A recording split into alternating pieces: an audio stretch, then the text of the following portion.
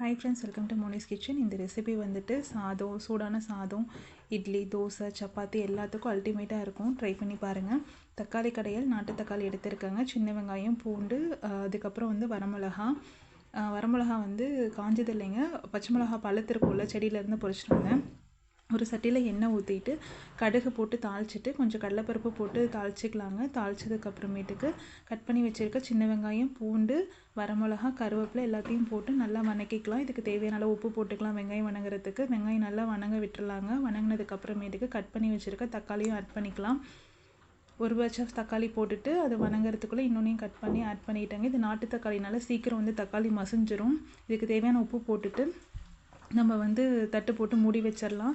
தக்காளி வெங்காயமும் நல்லா வணங்கட்டுங்க. அதுக்கப்புறம் மஞ்சள்தூள், வீட்டில் அரைச்சி வச்சுருக்க குழம்பு மிளகாய் தூள். இது வந்து எல்லாத்துக்கும் யூஸ் பண்ணிக்கலாம். சாம்பார், புளிக்குழம்பு, இந்த மாதிரி தக்காளி கடையிறது, பீக்கங்காய், இந்த மாதிரி எல்லாத்துக்கும் ஆட் பண்ணிக்கலாங்க. இதில் ஒரு 2 ஸ்பூன் போட்டு எல்லாத்தையும் நல்லா மிக்ஸ் பண்ணி விட்டுட்டு கொஞ்சம் நேரம் மூடி வச்சிடலாங்க. மசாலாவோட பச்சை வாசனை போகிற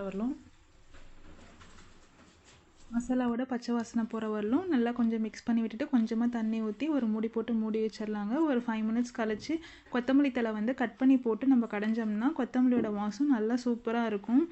நம்ம வந்து கடைஞ்சிட்டு கொத்தமல்லி தழை போடுறத விட கொத்தமல்லி தழை போட்டு கடைஞ்சிட்டோம்னா சூப்பராக இருக்குங்க. பாப்பாங்களுக்கு காலையில் சாப்பாடு கொடுக்கும்போது எப்போவுமே ஃபஸ்ட்டு வந்துட்டு கருவேப்பிலை பொடி கொடுத்துருவேன். கொஞ்சமாக சுடு சாதம் போட்டுட்டு கருவேப்பிலை பொடி வீட்டில் அரைச்சது தாங்க. அது கூட 2 ஸ்பூன் ஆஃப் நெய் போட்டு கொஞ்சம் லைட்டாக தூள் உப்பு போட்டுக்குவேன். சாதத்துக்கு மட்டும். இட்லி தோசைனா நமக்கு வந்து பொடியில் இருக்க உப்பே கரெக்டாக இருக்குங்க. தக்காளி குழம்பும் அல்டிமேட்டாக இருக்கும். ட்ரை பண்ணி பாருங்கள். வீடியோஸ் பிடிச்சிருந்தா மோனிஸ் கிச்சனை